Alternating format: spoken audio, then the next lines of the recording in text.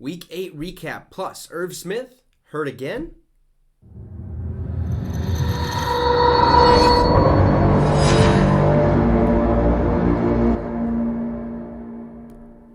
What's up, Vikings Nation, and welcome to the Minnesota Vikings Syndicate. I'm your host, Trey Wicks. Now, before we get started, if you're a new viewer, we talk all things Minnesota Vikings related on this channel. So if that's something you would like, consider hitting that subscribe as we're trying to get the channel to 550 subs by November 14th. Just a couple weeks away. I know it's very doable, so make sure to hit that subscribe and also drop a like. So let's get into it. Before we get to the Irv Smith injury, which we'll talk about at the end, I want to recap the game that we just had this past weekend against the Arizona Cardinals. And for those of you who were waiting for a live stream, I apologize, but I was actually at the game myself. It was an electric atmosphere. Got to watch Jared Allen get inducted to the Ring of Honor, and most importantly, I got to watch our Minnesota Vikings take a massive dub over the Arizona Cardinals. A lot of people were nervous about this game. Now, I was to a certain extent, but I knew and I had faith that we were going to get it done. This is a good football team, and it's only been getting better week by week. The defense had their, awful start to the season, and now they're starting to get better and better, getting those sacks, getting those turnovers, which we'll talk about in a second, and the offense moving and grooving. Okay, putting points on the board, and it looks smooth. It looks real smooth. The play calling, everything on offense looks great at this point in time. Okay, so we had 3 keys to victory for that game, and we did them all except for one. So let's get to it, okay? The first one was, obviously, don't allow Kyler Murray to run.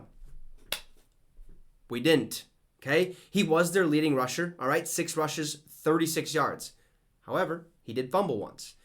So we slowed him down for the most part. The next one, stop DeAndre Hopkins. Well, that was tough, and I knew it was going to be tough. But I had a feeling that if we slowed him down, it would make it that much easier. However, 12 catches, 159 yards, and a touchdown. He absolutely balled out, and that touchdown catch he had was filthy. Okay, absolutely filthy. But this last one, it's a massive one, okay? Win the turnover battle. 2 interceptions and 2 forced fumbles. We also had 4 sacks on the day. This Vikings defense, man, they're playing phenomenal football at this point. Phenomenal football, okay? And they can only get better. I think we're 1 DB away from a deep run in the playoffs. And I could be wrong. Cam Dantzler, as much as he's inconsistent, he's found a way to grow and become better himself. So we did those things. We ended up winning the game 34-26. How about that? How you doing? Keep it moving. 6-1 on the season. 3.5 game lead in the division. Yes, Kings of the North. Yet again. Let's go. I'm pumped for it. So what a win. I'm pumped to see what this team can do on the rest of the season. However, they might do it the next couple weeks without Irv Smith Jr. Now, Irv's had a history of, being injured.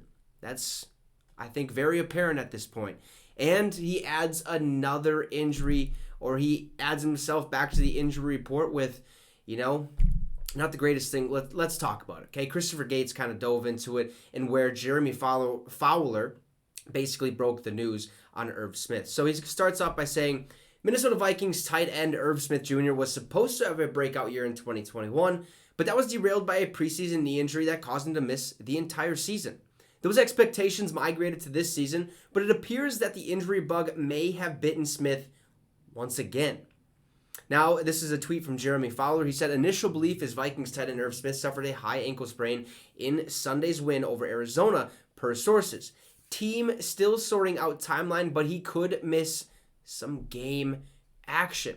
Now, Jeremy Fowler of ESPN is reporting that the Vikings believe Irv Smith Jr. suffered a high ankle sprain in Sunday's victory over the Arizona Cardinals at US Bank Stadium. Now, Fowler says that the team is still sorting out the timeline, but Smith could, once again, be sidelined for the Vikings with this injury.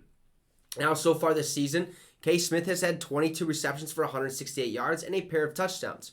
After missing the preseason, he has appeared in all 7 of Minnesota's games thus far, but has seen his snaps limited in some of those games.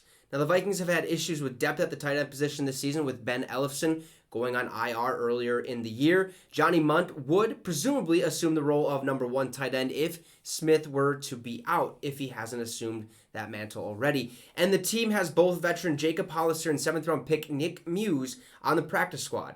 Now, Hollister has been evaluated or elevated to the active roster each of the last 2 weeks, while Muse has been elevated to the active roster once this season.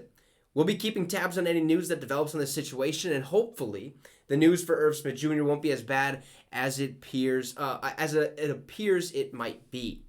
So Irv Smith, it appears he has a high ankle sprain. He could miss some time. I'd assume the next 2 games he's probably going to miss. Maybe for sure the next one.